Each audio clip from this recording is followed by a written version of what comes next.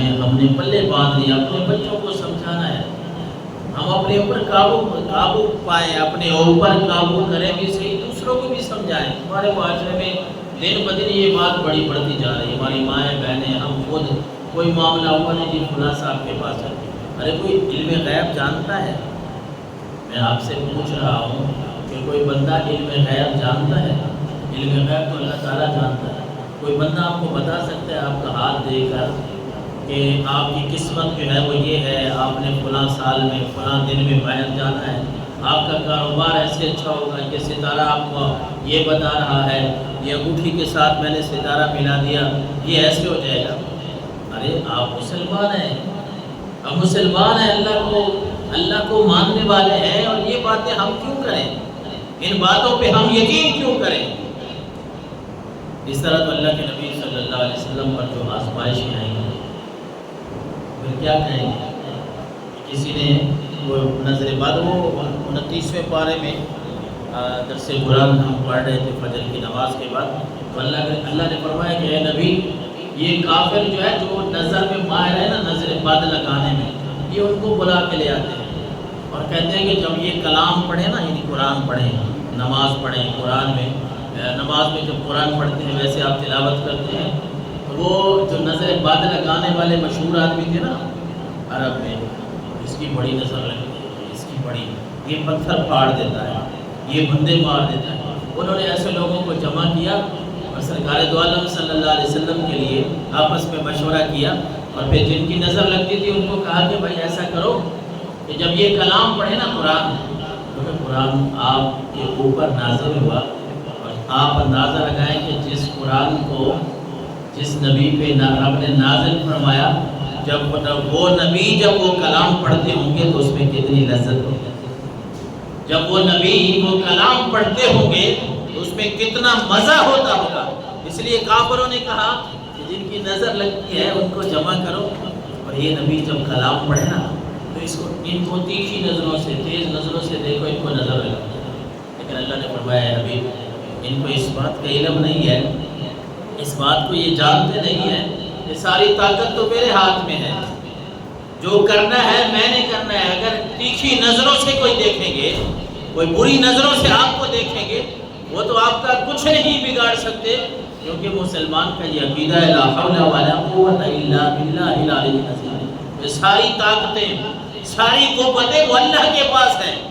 اللہ ہی نے کرنا ہے جو کرنا ہے، کوئی کسی کا کچھ نہیں کر سکتا۔ اور اگر کوئی بندہ ایسا کرتا ہے اس کے لیے کتنی سزا ہے؟ رسالت باب صلی اللہ علیہ وسلم نے فرمایا ثلاثن من کن فیہ لم ینل الدرجات العلی، تین ایسے لوگ ہیں، حدیث کا مفہوم میں عرض کروں گا، اللہ کے نبی نے فرمایا تین ایسے لوگ ہیں جن کو اللہ کبھی بھی عزت سے نہیں نوازے گا، ذلیل بھی ہوں گے۔ تین ایسے لوگ ہیں حضور نے فرمایا جنہیں اللہ کبھی بلند درجہ نہیں دے گا، انہیں عزت نہیں بخشے گا۔ کون سے بھائی؟ پہلا تو آپ نے فرمایا من تکہنا، جو بندہ کہانت کرتا ہے، کہانت، یہ ہاتھ پہ آپ کے ہاتھ دے کے آپ کو باتیں بتانے والے، آپ کو یہ کرنے والے کہ آپ کا یہ ہو جائے گا وہ ہو جائے گا۔ اور فرمایا دوسرا ہے اوستسقامہ، قسمتیں بتانے والے، قسمتیں معلوم کرنے والے، یا اس دفعہ جو ہے وہ آپ کا ستارہ بڑا بلند ہے، آپ یہ کر لیں تو آپ کو یہ ہو جائے گا۔ اور تیسرا آپ نے فرمایا اور ردہ من سفرہ طیرۃ، ایک بندہ سفر کے لیے جا رہا ہے لیکن وہ سفر سے واپس آ جاتا ہے کسی چیز کو منحوس سمجھ کے، سفر کے لیے گھر سے نکلا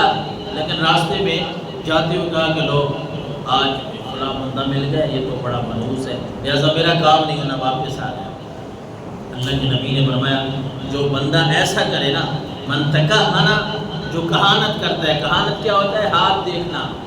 تلیاں دیکھنا، ستارے ملانا، یہ سارے مترادف الفاظ ہیں۔ اوستسقامہ، جو قسمتیں آپ کی معلوم کر کے دیتے ہیں۔ اور فرمایا جو اپنے سفر کو اس وجہ سے توہم پرستی سے سفر چھوڑ دیا، تیاری ہوئی سفر کے لیے، جانے لگا لیکن یار آج فلاں مل گیا ہے، جو فلاں جانور نے میرا راستہ کاٹ دیا ہے، واپس آ گیا۔ اللہ کے رسول صلی اللہ علیہ وسلم نے فرمایا یہ تین لوگ ایسے ہیں کہ اللہ تعالیٰ ان کو کبھی بھی عزت سے نہیں نوازے گا۔ جب حدیث کا مفہوم نکالتے ہیں جب اللہ عزت نہیں دے گا تو مطلب ہے ایسے لوگوں کی ذلت ان کا مقدر بن چکی ہوگی۔ لہٰذا ایسی باتیں کرنے سے انسان کو گریز کرنا ہے۔ اور دوسری بات یہ ہے کہ یہ بات یاد رکھنی کہ جب ہم مسلمان ہیں، اللہ کو ایک ماننے والے ہیں، یہ ہمارا کام نہیں ہے۔ ان باتوں پہ یقین رکھنا، ان باتوں پہ عمل کرنا ہمارا کام نہیں ہے۔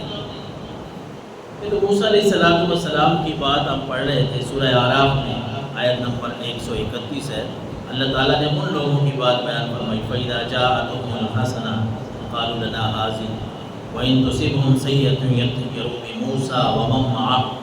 أَلَا إِنَّمَا طَائِرُهُمْ عِندَ اللَّهِ وَلَٰكِنَّ أَكْثَرَهُمْ لَا يَعْلَمُونَ۔ رب نے حضرت موسیٰ علیہ السلام کا واقعہ اس آیت میں بیان فرمایا، سورہ اعراف کی آیت نمبر 131 میں، کہ موسیٰ اپنی قوم کی حالت تو دیکھیں، ان لوگوں کا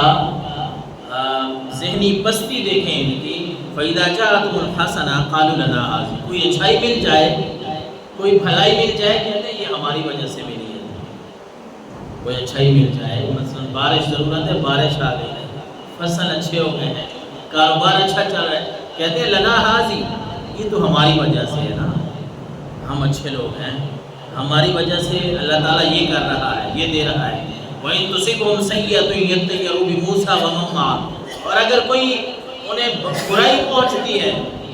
کوئی تکلیف پہنچتی ہے، کوئی آزمائش آتی ہے، آپ نے فرمایا موسیٰ اپنی قوم کو دیکھے تو صحیح، کوئی بھلائی پہنچے کہتے ہیں ہماری وجہ سے ہے، کوئی ان کو تکلیف پہنچے کہتے ہیں یہ موسیٰ، حضرت موسیٰ اور ان کے جو حواری ہیں، ان کے ماننے والے ہیں، ان کی وجہ سے ہمارے اوپر یہ کام ہوا ہے۔ مثال کے طور پر اسی مثال کو الٹ لے لیں کہ بارش کی ضرورت ہو، بارش نہ آئے، قحط سالی آ جائے،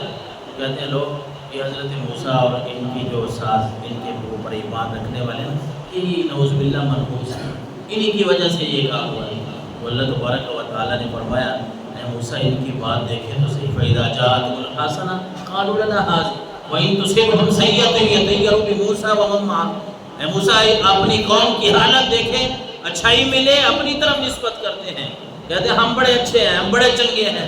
کوئی ان کو تکلیف پہنچے پھر کہتے ہیں یہ حضرت موسیٰ اور ان کے ساتھ ایمان لانے والوں کی وجہ سے، یہ لوگ نعوذ باللہ منحوس ہیں، ایسی باتیں کرتے ہیں۔ اور آپ نے فرمایا موسیٰ ان کو بتا دیں الا انما طائرهم عند اللہ، انہیں بتا دیں کہ یہ بری فالیں جو تم نکال رہے ہو،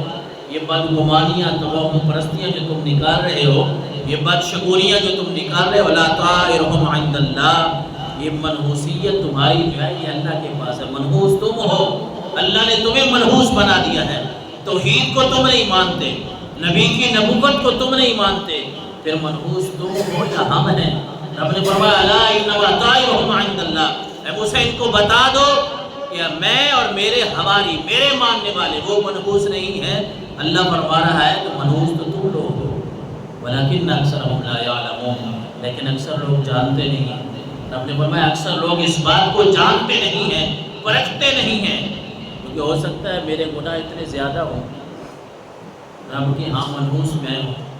لیکن میں دوسروں کو سمجھ جا رہا ہوں، بھائی مائک میرے ہتھے ہے، اسپیکر میرے ہتھے ہے، میں سمجھوں کہ یہ بندہ بھی ٹھیک نہیں ہے، وہ بھی ٹھیک نہیں ہے، یہ نماز ٹھیک نہیں پڑھتا، وہ حاجی صاحب ٹھیک نہیں ہے، وہ فلاں ٹھیک نہیں کر رہا، اور ہو سکتا ہے کوئی میرا اعمال میں سے کوئی عمل ایسا ہو جس وجہ سے خود میرے اوپر رب کی رحمت نہ ہو۔ لہذا اللہ تبارک و تعالیٰ نے قرآن مجید فرقان حمید میں کئی آیات، آج موسم زیادہ خراب تھا اور اس وجہ سے آپ لیٹ آئے، نہیں تو موضوع آج کا بڑا اہم تھا، پھر انشاءاللہ کسی موقع پہ یہ اگلی باتیں بھی بیان کریں گے۔ تو مقصد یہ ہے، خلاصہ یہ ہے کہ بندہ جو ہے جو کوئی بھی کام کرنا ہے نہ تو دن منحوس ہے کوئی، نہ مہینہ منحوس ہے، نہ کوئی بندہ منحوس ہے، نہ کوئی پرندہ، نہ کوئی جانور۔ مسلمان کا عقیدہ کیا ہے؟ لا حول ولا قوت الا باللہ العلی العظیم، یہ ساری قوتیں، ساری طاقتیں وہ اللہ کے پاس ہیں، سب کچھ اللہ ہی کرتا ہے۔ لہذا بندہ کوئی بھی کام کرنے لگے تو بسم اللہ پڑھ کے اللہ کا نام لے کے آپ کام شروع کر دیں۔ آپ نے سفر پہ جانا ہے، آپ سفر شروع کر دیں، کسی کو کوئی بات اس طرح کی کرنا، اس طرح کی کہنا یہ منع ہے۔ اللہ تعالیٰ